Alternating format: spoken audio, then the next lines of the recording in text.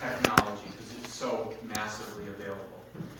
Let me offer to you an approach that we're testing both at Harvard and with the city of Boston and with the city of Toronto.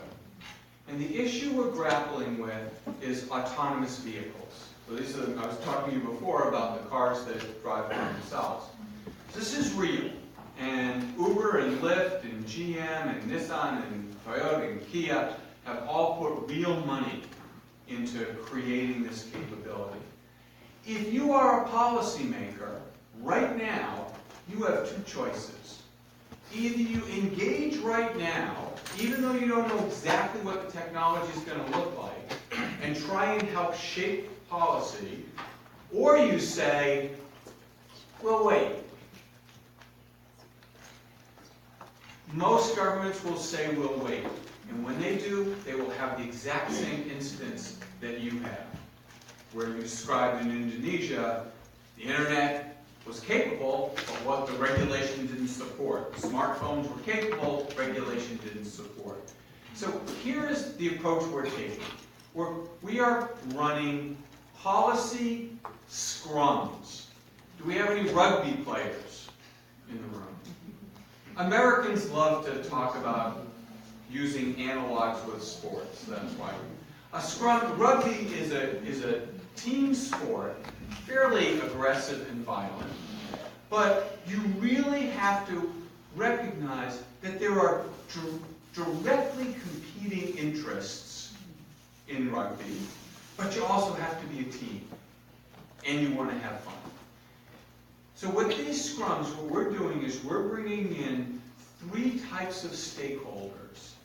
We're bringing in the private sector developers, so Uber, Lyft, we had Toyota, Nissan, GM, Nutonomy.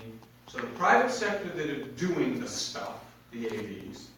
We brought the advocacy groups, mostly civil society, who are focused on the environment, mobility for disabled people, things of that nature.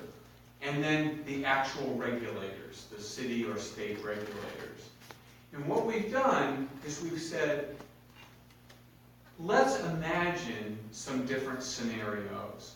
And for those scenarios, what policies do we want to put in place, should the government put in place, that allow for the greatest public value? The role of government is public value. It's not private value. But I have to be cognizant, be thoughtful about what the private value is as well. And I want to give you an example of one thing that emerged out of this. The city of Boston wants data. They want Uber and Lyft to give them the origins and destinations of their trips today so they can do some planning for how they're going to do land use. Seems like a pretty reasonable thing to ask for.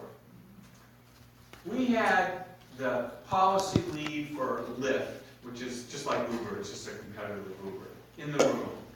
And when the woman who asked for this data from the government was fairly strong, we need this, you could see his blood pressure rise. And he turned red. And he said, no, I'm never giving you that data. That's my data. It's my comparative advantage. If I give you my data and Uber finds it, because in the United States we have a lot of transparency. If the government has the data, anyone can get access to it.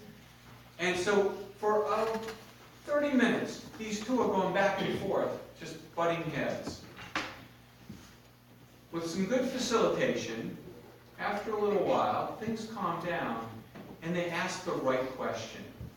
The Lyft guy finally said, what data do you actually need? Because tell me the decision you're trying to make. And once she said, this is the decision I'm trying to make, he was able to say, you know what? We can sit down and I can probably give you some aggregate data that answers your question but avoids the risk I'm facing. It's the collaboration to design regulation that is, I think, the innovation in how we're trying to tackle this issue.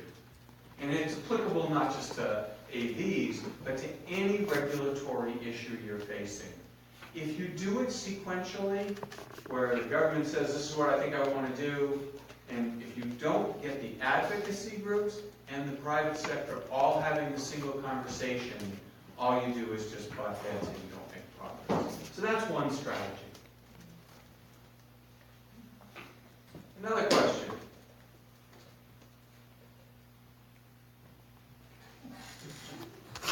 Dr. Brown, thank you for your very interesting topic.